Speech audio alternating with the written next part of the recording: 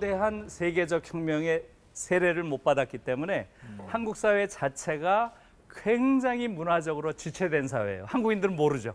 그래서 예를 하나 들면 이거 봐요. 콘줌페어지.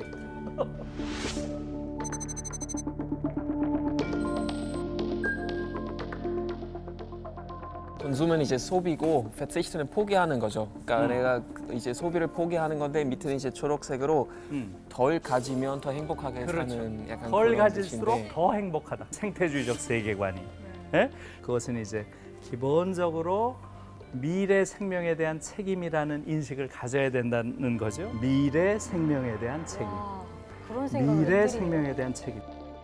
이게 얘들은 68년부터 와 있었던 거예요. 82%가 독일인의 82%가 소비할 때 죄책감을 느낀다는 거 아니에요. 소비할 때 죄책감을 느끼는 게 82%나 돼요. 다니엘 씨도 소비할 때 죄책감을 느끼나요? 82% 안에 들었나요? 저는 예 죄책감 강하게 느낀다고 제가 혹시 말씀드리죠. 18% 안에 들진 않으셨나요? 저는 한국에 오는 게 제 꿈이었거든요. 네. 근데 한국에 오려면 무조건 비행기를 타야 되니까 맞아요. 너무 힘든 선택이었어요, 사실. 막 이렇게 오랜 시간 동안 비행기를 타는 게 괜찮나, 뭐 이 내 꿈 향해 달려가는 건데 이렇게 그래도 괜찮냐, 뭐. 환경 때문에 걱정하는 네, 거예요. 너무 우와. 네, 좀 힘들었어요. 그러니까 지금 유럽에서 보는 미래는 어때요? 대체로 22세기는 안 온다는 거 아니에요.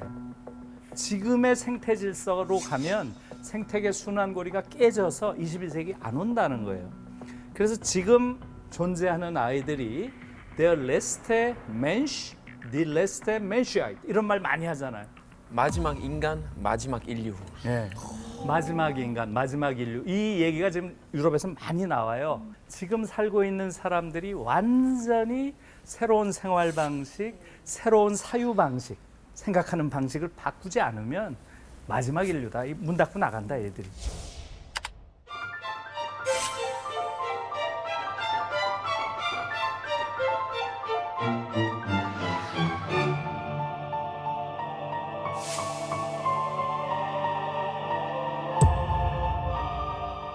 그 다음에 중요한 게 성교육이에요. 성교육? 네. 68혁명의 가장 중요한 요소가 바로 성해방이었어요. 성해방. 68혁명을 그래서 성해방혁명이라고도 해요. 왜 성이 이렇게 중요했냐 하면 성교육이 가장 중요한 정치교육이다. 이렇게 당시에 이야기가 된 거예요. 아도르노라는 인물이 당시에 교육개혁에 가장 중요한 역할을 한 인물이에요. 근데 아도르노는 좀 생소하죠? 아돈노. 예, 그러니까 아도르노는 아돈노예요. 근데 아도르노의 말 중에 이런 말이 이제 중요한 민주주의와 관련된 이야기인데 민주주의의 최대 적은 뭐겠어요? 여러분 생각에. 공산주의. 공산주의 좋아요. 자본주의. 한국에서 나올 만하는 말이죠. 독재. 네, 독재. 당연히 이제 그런 답이 나올 수 있겠죠. 그런데 아도르노는 뭐라 그랬냐면 약한 자아라 그랬어요. 민주주의의 최대 적은 약한 자아라는 거예요. 자아가 약하면 그냥 다른 사람들이 하는 말에 굴복을 하고 그렇죠. 권위주의에 순종하고 그렇죠. 바로 그거죠. 그러면 자아를 강화시키는 게 민주주의를 강화시키는 가장 중요한 길이잖아요. 네. 그럼 자아를 어떻게 강화시켜요? 자아가 뭐예요? 이렇게 되는 거죠. 뭐 자존감? 내 그렇죠. 자신? 자아가 쉽지 않죠? 네.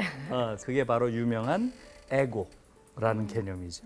에고를 심리학에서 자아라고 하고 자아는 위에 슈퍼에고가 있고 또 아래에 리비도라고 하는 본능적인 충동이 있고 자아는 그 사이에서 동요하는 어떤 존재 이렇게 규정을 하고 있거든요. 그러니까 다시 말하면 슈퍼에고는 사회적인 도덕, 관습, 윤리 이런 것들이에요. 이 슈퍼에고가 엄청 억압적이죠. 한국 같은 경우에. 그렇죠? 그다음에 리비도라고 하는 건 본능적 충동이니까 대체로 이제 사춘기가 되고 하면서 자연스럽게 리비도를 의식하게 되죠. 바로 이때 에고가 탄생하는 거예요. 리비도를 인식할 때. 말하자면 슈퍼에고가 이 리비도를 공격하잖아요. 이렇게 할 경우에는 에고가 정상적인 자아가 되지 못한다는 거죠. 그럼 어떻게 되겠어요? 죄책감. 죄책감. 성이라는 걸 이것은 너희들이 당연히 누려야 될 행복의 중요한 요소라고 안 하잖아요, 한국에서. 그래서 성범죄나 이런 그렇죠. 거 그치, 생기는 본능적인. 거구나. 네, 본능적인 걸 자꾸 악마화해요, 한국에서. 사실은 저희는 그런 성격을 받지 못했으니까. 그렇죠. 그럼요. 네, 우리는 네. 남녀 저희 때는- 칠세 부동석. 네, 그렇죠. 죄책감을 깊이 내면화한 인간일수록 권력 앞에, 권위 앞에 굴종적인 인간이 된다는 거예요. 또 자기가 권력을 가졌을 때는 타인에게 대해서 굉장히 억압적인 인간이 된다는 거예요. 독일은 이제 아까 말씀하신 것처럼 조금 더 어렸을 때부터 정말 초등학교부터 성교육 많이 시키는 것 같아요. 뭐 어떻게 해요, 성교육? 어떻게 하는 건지. 네. 저는 초등학교 3학년 때 처음으로 받았고 중학교 때도 2번 받았는데 오늘 초등학교 때에서 가르치는 거 한번 간단하게 한번 가져왔어요. 한번 예, 보시면 아빠하고 엄마 이제 알몸을 볼 수 있는데 둘 다도 성기가 보이죠. 네. 예, 아버지는 이제 페니스라는 건 있고 어머님은 마기나라는 건 있어요. 이렇게 설명해요. 자 여기서 초등학교 아빠하고 네, 초등학교 때. 초등학교 3학년 초등학교 때? 3학년 때. 3학년 때. 여기서 아빠하고 엄마가 서로 많이 좋아하니까 같이 이제 자는 건데 아빠의 정자가 엄마의 성기 들어가서 난자를 만나서 아기가 생겨서 병원에서 엄마가 아기를 출산하게 되는 것이다. 이런 식으로 초등학교 때 가르쳐요. 네. 우리는 전 국민 절반이 배꼽으로 낳는다라는 얘기를 진짜 많이 들었을 거예요, 어렸을 때. 다리에서 주웠다고 그러잖아요. 네. 결국은 성교육이란 건 뭐예요? 아까 말씀드린 대로 자아교육이라 그랬죠? 네. 성교육이란 것은 나와 나의 자아가 어떤 관계를 맺어야 되는지 나 자신과의 관계를 배우는 게 성교육이에요.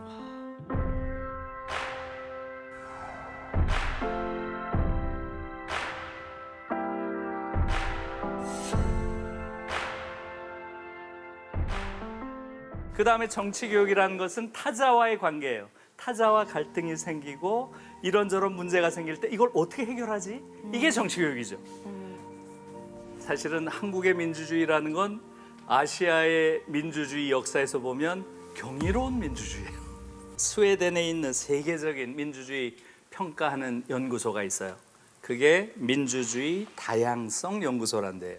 여기는 뭘 하냐면 10년간의 민주주의의 발전 추이를 정확하게 분석을 해가지고 178개국을 순위를 매기는데 거의 178등은 정해져 있어요. 북한이에요. 그건 뭐 더 이상 말할 필요도 없죠. 거기서 한국이 지난 10년 동안을 평가한 작년의 보고서에서 소위 30, 50 클럽이라고 우리가 얘기하는 나라들이 있죠. 네. 미국, 일본, 영국, 프랑스, 독일, 그 다음에 이태리, 그 다음에 한국, 우리가 7번째로 들어갔잖아요. 그러니까 이게 이제 인구 5천만이 넘는 나라 중에서 뭐예요? 1인당 국민소득이 3만 불이 넘는 그런 나라. 요 7개 나라 중에서 한국이 1등을 했어요. 민주주의 정도가. 정말 놀랍죠? 이건 정말 놀라운 일이에요. 한국은 다시 말하면 정치민주화는 굉장히 잘 했는데 구체적으로 사회민주화, 경제민주화, 문화민주화는 전혀 안 돼 있는 거예요, 사실상. 이게 지금 한국 사회의 핵심적인 문제예요. 엠번방이 뜻하는 게 뭐예요? 한국 사회가 그 정도로 잔혹하고 그 정도로 물질주의적이고 전부 그걸 또 돈벌이 수단으로 쓰고 있잖아요.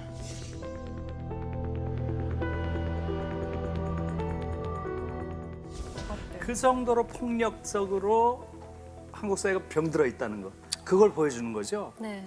그래서 실제로 지금 한국 사회 문제는 이제 저는 그 부분에 있다고 보이고요. 그래서 미투라든가 또는 페미니즘이라든가 하는 데에서 이런 문제를 제기하는 수준이 너무 철저하지 못하다.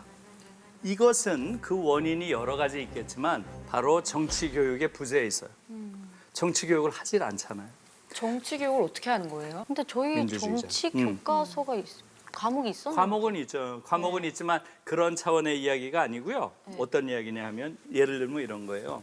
전 세계에서 비판 교육을 교육의 핵심으로 하는 유일한 나라가 독일이에요. 생각해 보세요. 교육이란 게 뭐예요? 기존의 요 질서에 잘 적응하고 그 규범을 잘 따르고 그렇게 해서 사회화시키는 걸 교육이라고 하지. 누가 기존의 권력 구조를 비판하는 걸 교육이라고 하겠어요? 그래서 독일은 말하자면 기존의 제도나 권력 배후에서 작동하고 있는 힘들을 꿰뚫어보는 그런 능력을 길러야 된다고 생각을 하는 거예요.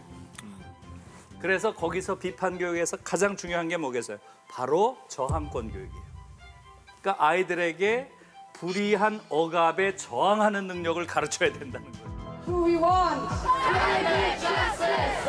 Who we want it? Weil ihr uns die Zukunft klaut.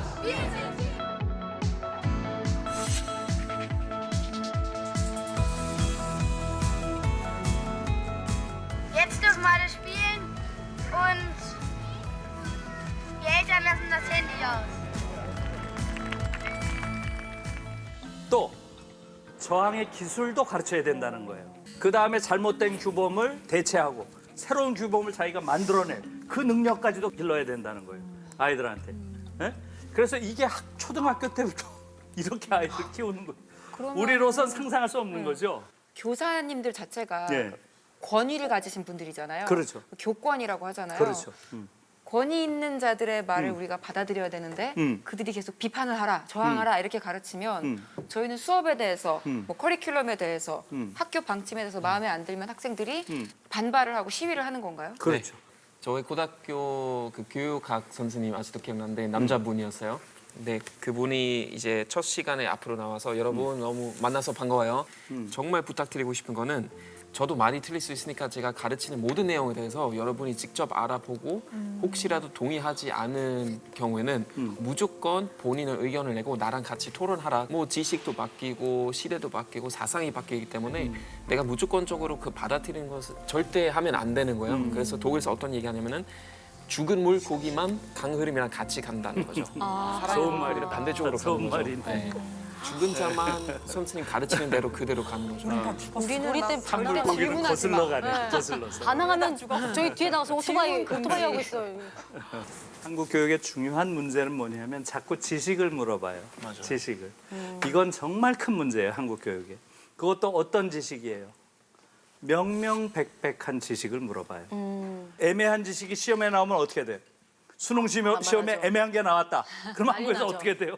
다음 날 어떻게 돼요? 학부모도 또 난리 온 나고. 나라 전체가 난리가 나는 거예요. 그러니까 수능 시험의 핵심은 명명백백한 정답을 고르는 거예요. 인터넷 검색하면 다 나오는 정답들. 그런 거죠. 그러니까 사실은 왜 명명백백한 정답을 골라야 되죠? 그건 가치가 없는 거거든요, 사실은. 이게 한국 교육의 한계예요. 한나 아렌트라고 하는 그런 정치 사상가가 있어요. 아렌트가 그런 말을 했어요. 무지는 용서할 수 있다. 무지, 지식을 갖지 않는 것. 그것은 지식의 부정이니까. 그러나 무사유는 용서할 수 없다. 무사유는 범죄다. 이래서요. 왜? 무사유는 의미의 부정이니까. 의미를 부정하는 자들, 그것은 용서할 수 없는 거예요. 그런데 지금 한국에서는 전부 지식만 가지고 있지 무사유의 인간들이 대부분이에요. 깊은 사유를 안 해요. 왜? 한국 교육에서 깊이 사유하면 어떻게 돼요? 열등생이 되는 거예요. 빨리 간단한 지식들을 체크하고 넘어가야 그걸 많이 풀어야 그걸 우수한 아이들이라 그래요. 우수한 아이들일수록 사유 능력이 떨어지는 거예요. 네? 그게 지금 한국 교육의 핵심적인 문제예요.